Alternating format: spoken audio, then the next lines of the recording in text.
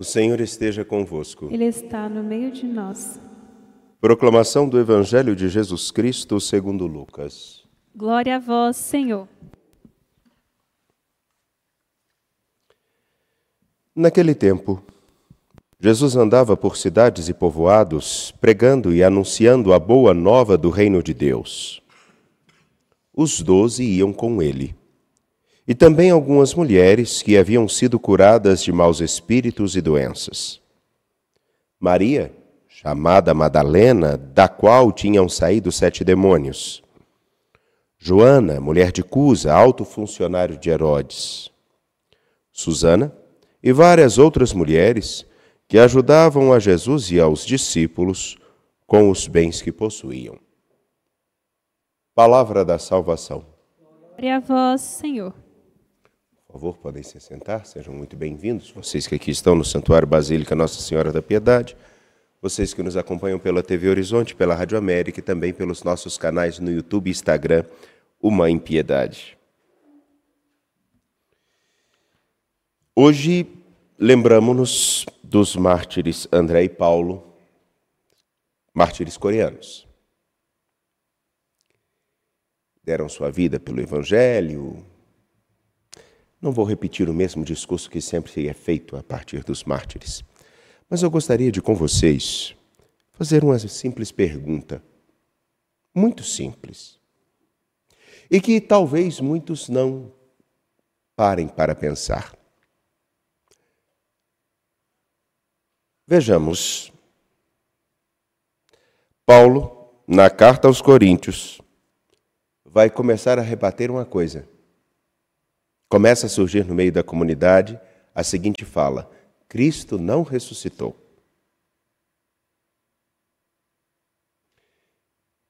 Não tendo ressuscitado, vamos moldar o Evangelho às nossas convicções. Por isso, ele vai dizer uma coisa bem simples. Irmãos, se prega que Cristo ressuscitou dos mortos, ora, esse é o Evangelho que vocês receberam. Como podem alguns dizer entre vós que não há ressurreição dos mortos?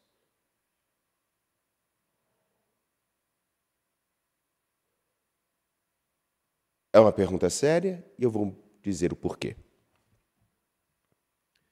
O que faria com que, no mínimo 12 homens, correndo o risco de serem perseguidos, mortos, que após a morte de seu mestre, fugiram, os 12 correram, o que faz com que esses 12 homens se aglutinem novamente, se reúnam novamente, dirijam-se e permaneçam unidos no lugar onde corriam o risco de serem mortos, pois já eram perseguidos. E mais, o que faria com que mais um monte de outros tantos se unissem a eles numa situação como essa? Mais ainda, o que faria com que homens como Paulo, que não conheceram Jesus, não se encontraram com Jesus, assim como vocês podem me ver ou não. Paulo, na verdade, nunca nem tinha visto Jesus na sua frente. O que faz com que Paulo mude sua vida inteira e deixe de perseguir aqueles que se diziam discípulos de Jesus e passe a ser também um discípulo de Jesus? Prova disso que boa parte daquilo que nós temos sobre Jesus vem de Paulo. Os escritos mais antigos sobre Jesus são de Paulo. O que faria com que esses homens, então, se unissem e andassem por toda a terra de tal maneira que hoje, vocês que aqui estão, não sei acredito que todos de confissão cristã católica, vocês que nos acompanham, ou então todos aqueles que se dizem cristãos, tenham a Escritura na mão, os textos de Paulo, os textos de Marcos, Mateus, Lucas e João. Essa é a primeira pergunta que eu gostaria de apresentar. Porque se não há ressurreição dos mortos, esses e todos nós, como diz Paulo, somos grandes tolos. Perdemos nosso tempo. E mais, esses 12, com os outros tantos do primeiro século, principalmente aqueles que conviveram mais próximo aos apóstolos, também eram todos loucos. Talvez todos nós, todo o Ocidente, sejamos loucos. Porque o Ocidente inteiro se desenvolve a partir da fé cristã. Pois bem, se não há ressurreição dos mortos, não há remissão dos pecados. Portanto, todos nós somos pecadores. Se não há ressurreição dos mortos, não existe comunhão dos santos, então você não precisa rezar por ninguém. Se não existe ressurreição dos mortos, se Cristo não ressuscitou, então, por que nós procuramos ser melhores a partir da fé? Se não há ressurreição dos mortos, por que nós lemos o Evangelho? Se não há ressurreição dos mortos, por que Jesus teria acolhido mulheres no seu grupo, sendo que isso não poderia acontecer? Percebem o que significa dizer que é só a ressurreição? Significa que a minha e a sua vida são exatamente iguais à de qualquer bichinho e de qualquer planta no universo que estejam no planeta. Significa dizer que Deus não morreu porque nos ama. Significa dizer que a morte tem sim a palavra final na vida de todas as pessoas. É só isso que significa dizer: não existe ressurreição dos mortos. Eu acredito que é tudo aquilo que nenhum de nós quer.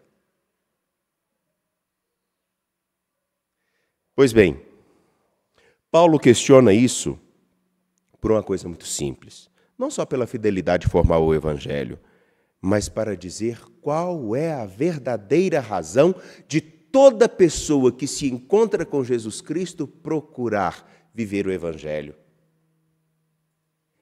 É a certeza de que a morte nunca poderá ter a palavra final na vida de uma pessoa, a não ser que ela dê à morte essa palavra final.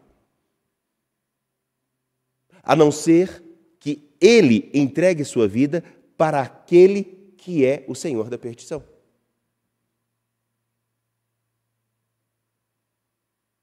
É muito sério. Então,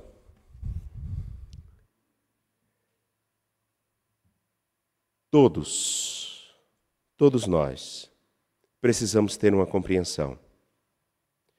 Se é para esta vida, se é para este dia, se é para o cotidiano, que nós pusemos nossa esperança em Cristo, nós somos todos os homens, todos, sem exceção, os mais dignos de compaixão, porque vivemos iludidos. Mas, na realidade, digo-vos, Cristo ressuscitou dos mortos como o primeiro entre os que morreram. Porque o primeiro, porque todos os outros que seguirem o seu caminho, o seu evangelho, unirem-se a ele, viverem como homens e mulheres que acreditam e sabem a força que ele próprio, o Senhor da vida, tem sobre suas vidas, dedicarão sempre o seu existir a serem melhores. E poderão dizer, ao despertar do sono mais terrível, que não é o sono da morte, não é o sono de uma noite, mas é o sono de olhar a vida como uma mera ilusão passageira e sem sentido. Ao despertar, me saciará a vossa presença, ó Senhor, porque estando ressuscitado, o Senhor cumpre aquilo que disse: eu estarei convosco todos os dias até o fim dos tempos. Não vos deixarei órfãos, eu estarei com vocês até o fim do mundo. Isso implica algo singular, que não está ligado nem ao sexo e muito menos à condição social. Está vinculado à dignidade que cada um recebe por aquele que morreu e ressuscitou, o Senhor da vida, Jesus Cristo. Está vinculado àqueles que assumem caminhar com Ele todos os dias, oferecendo suas vidas, não só por uma formalidade de quererem serem as pessoas mais bonitinhas ou mais agradáveis aos outros, mas porque reconhece tanto valor em si que faz com que esse valor resplandeça todos os dias e seja digno de eternidade.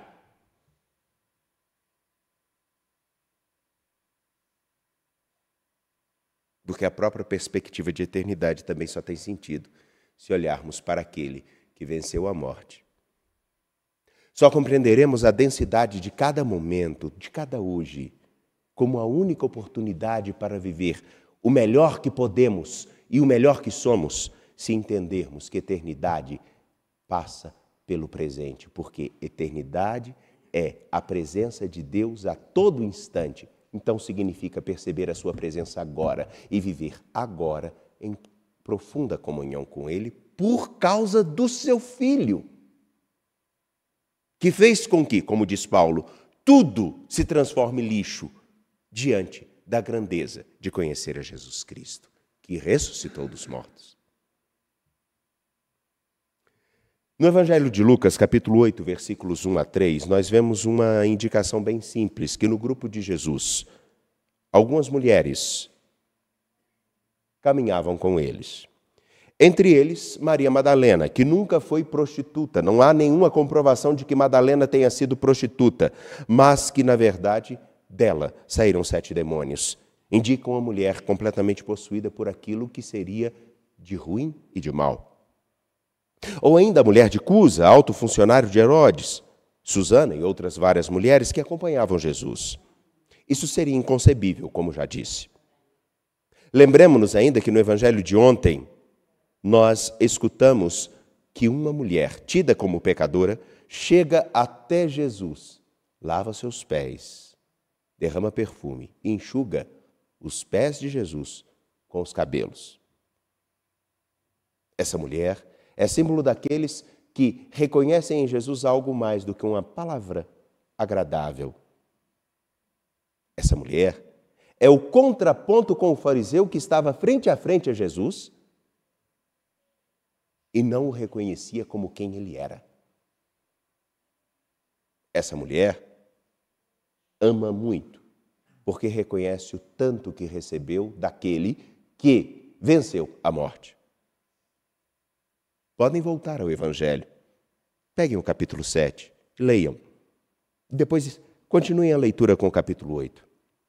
Essas mulheres são exemplos de todos aqueles que, tidos como impossíveis de seguir a Jesus, impedidos de seguir a Jesus e de participar de uma nova vida. Elas são símbolos de todo aquele que nunca poderia nem se aproximar de Deus, que já teriam sido engolidos pela realidade da pior morte, que não é a que mata o corpo, como já disse. Elas seguem a Jesus. E o seguir a Jesus, no Evangelho de Lucas, é perceber que, mesmo na nossa indignidade, Ele nos assume e nos faz dignos. Isso tudo faz com que a nossa pobre carne, tida como pobre, mas tão preciosa, signifique a presença de Deus.